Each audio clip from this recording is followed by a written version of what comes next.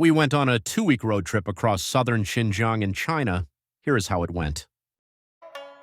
After a very nutritious buffet breakfast at our hotel in Turpan, we checked out, then drove 40 kilometers east towards the Thousand Buddha Caves.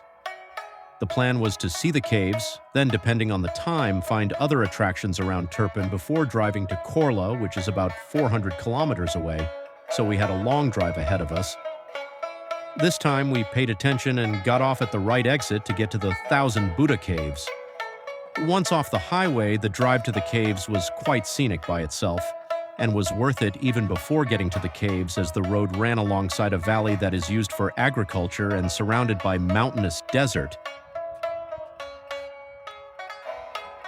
As we approached the caves, we saw a bunch of cave-themed businesses that cater to visitors of the caves, from museums, restaurants, and even a toilet stop. The caves themselves were interesting, although a little underwhelming, because only 13 caves out of the 77 caves were actually open that day, and they were not the impressive ones we saw while researching the trip. Since no photos were allowed in most of them, we have limited footage, but you can see what we managed to capture in my Thousand Buddha Caves video, link above. We did run into this talented gentleman who performed for us on a local instrument called either a dutar or a tembor. We couldn't really tell the difference. Leave a comment if you know which one it is.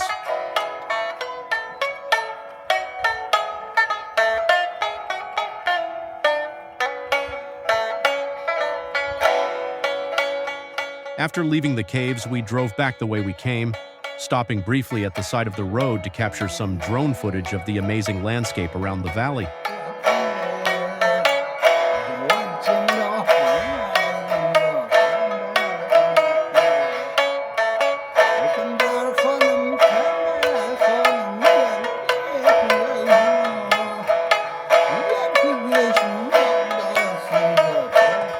Since the caves took a lot less time than we expected, we decided we would visit the Turpan Karez Museum in the city of Turpan, so drove 40 kilometers back towards the city and managed to get a glimpse of some of the city life as we got close to the museum.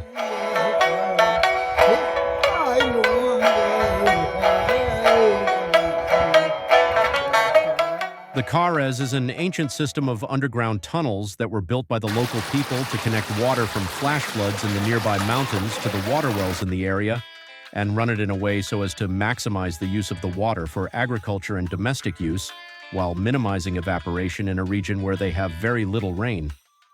Without the Karez, life would not have been able to flourish in the area, and the museum is definitely worth visiting as it is located on active Karez tunnels. There is a separate video of our visit to the museum. After leaving the museum, we started the long drive towards our next stop in Korla, where we planned on spending the night. The first part of the drive on the G314 highway towards Korla was straight, flat, and fast, but soon became more interesting as the highway crossed a mountain range through some very interesting valleys that had sand dunes on one side and rocky cliffs on the other. We stopped a few times and flew the drone to capture some of this amazing landscape.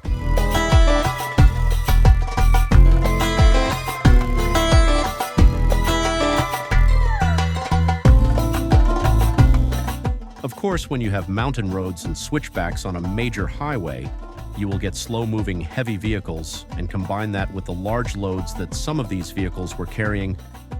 The road was slow at times, but was never boring. We eventually made our way out of the mountain range and the road became straight and flat once again. One thing we definitely noticed in Xinjiang is how straight and flat many highways are, and for many kilometers this is due to the large flat plateaus across the region that are only interrupted by occasional very interesting geological formations that makes for dramatic landscape photos. After a long drive, we eventually reached our hotel in Korla well after dark, and ordered dinner from one of the local restaurants, which was delivered to our room by a robot. With our stomachs full and after a long day of driving, we ended day 3 of our road trip.